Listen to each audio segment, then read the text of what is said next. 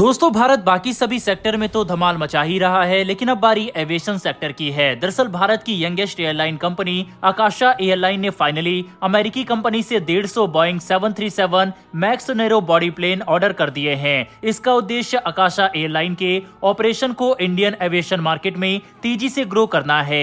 इसी के बारे में आज के इस वीडियो में हम डिटेल से बताएंगे।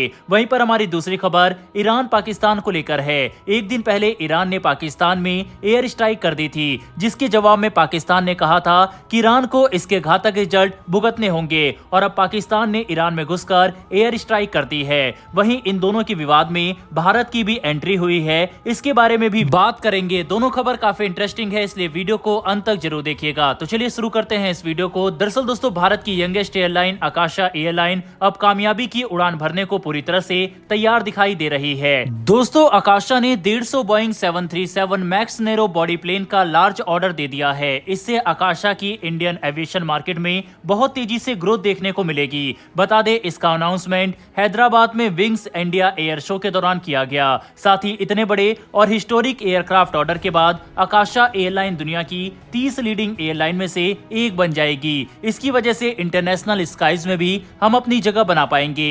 2021 में आकाशा एयरलाइन ने 72 बोइंग 737 मैक्स एयरक्राफ्ट का इनिशियल ऑर्डर प्लेस किया था, जिसकी डिलीवरी जून 2023 में हो गई थी। अब 2024 जनवरी में इस ऑर्डर के बाद आकाशा एयरलाइन के पास 226 एयरक्राफ्ट हो जाएंगे। मौजूदा समय में आकाशा 22 एयरक्राफ्ट को ऑपरेट करती है और 204 एयरक्राफ्ट की डिलीवरी होने जा रही है। आकाशा इंटरनेशनल ऑपरेशन के लिए प्लानिंग कर रही है। इसकी जानकारी आकाशा एयरलाइन के सीनियर एग्जीक्यूटिव ने दी है।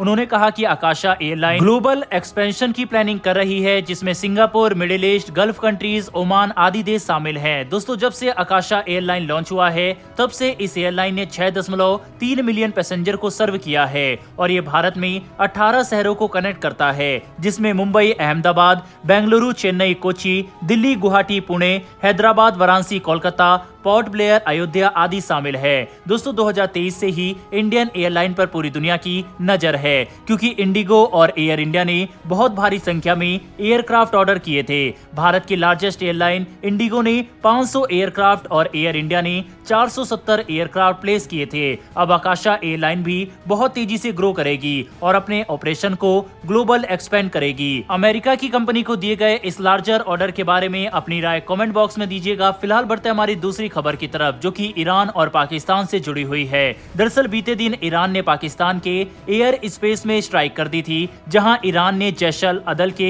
हेडक्वार्टर पर अटैक किया था और उन्हें पूरी तरह से तबाह कर दिया था। इसके बाद पाकिस्तान की तरफ से रिएक्शन सामने आया और पाकिस्तान ने कहा था कि ईरान को इस एयर स्ट्राइक के घातक परिणाम फेस करने पड़ेंगे।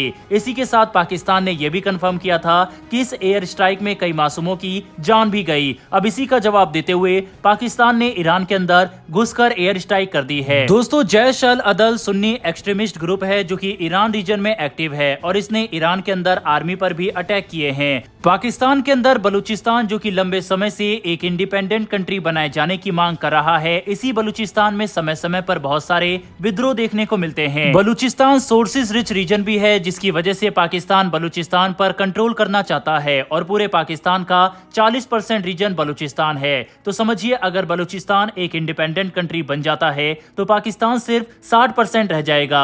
इसी के साथ बलूचिस्तान ईरान और पाकिस्तान के बॉर्डर के बीच में स्थित है। तो ऐसे में अगर बलूचिस्तान पाकिस्तान से अलग हो गया तो पाकिस्तान का मिडिल ईस्ट और ईरान की तरफ से जाने का रास्ता बंद हो जाएगा।